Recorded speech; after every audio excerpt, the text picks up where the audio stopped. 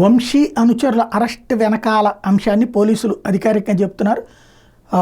ఏదైతే వంశీ ప్రధాన అనుచరుడు ఓలుపల్లి మోహన్ రంగాతో పాటు మరికొందరు ఈ కేసుల్లో ఉన్నారని తెల్లవారుజామున 3 గంటల సమయంలో వివిధ ప్రాంతాల వీళ్ళని అదుపులోకి తీసుకుని పోలీస్ స్టేషన్కి తరలించారు. అసలు కేసు ఏంటి అంటే 2014 జనవరి 21వ తేదీన గన్నవరం PACSO మాజీ అధ్యక్షుడు తెలుగుదేశం నేత కాసనేని రంగబాబు మీద వంశీ అనుచరులు దాడి చేశారు. గన్నవరంలో జాతీయ రహదారిని ఆనుకుని ఉన్న పార్క్ ఎలైట్ హోటల్ దగ్గర పొలం విషయమై మాట్లాడింది రంగబాబుని పిలిచి కొందరు వ్యక్తులు దాడికి పాల్పడ్డారు. ఇది 2014 అంటే తెలుగుదేశం పార్టీనే అధికారంలో ఉన్నప్పుడు.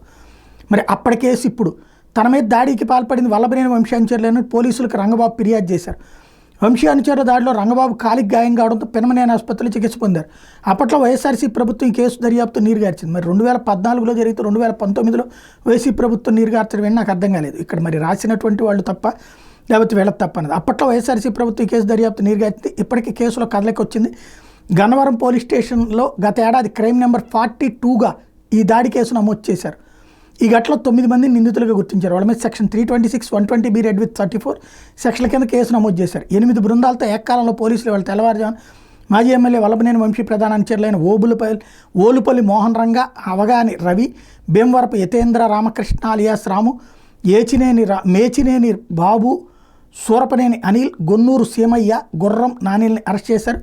కొందరిని కంకిపాడు స్టేషన్కి తరలిస్తే మరికొందరు వేరే పోలీస్ స్టేషన్కి తీసుకెళ్లినట్టు సమాచారం. వంశీ మరో ప్రధాన అనుచరుడు శేషు త్రుట్లో తప్పించుకున్నట్టు పోలీసులు భావిస్తున్నారు. శేషు కోసం గాలిస్తున్నారు. ఈ దాడి వెనక కీలక సూత్రధారిగా ఎవరు అనే విషయాన్ని పోలీసులు దర్యాప్తు చేసిన అనంతరం నిందితులు గన్నవరం కోర్టులో హాజరుపరిచే అవకాశం ఉందంటే వంశీ పేరు చెప్పమని అడగచ్చును. అప్పుడు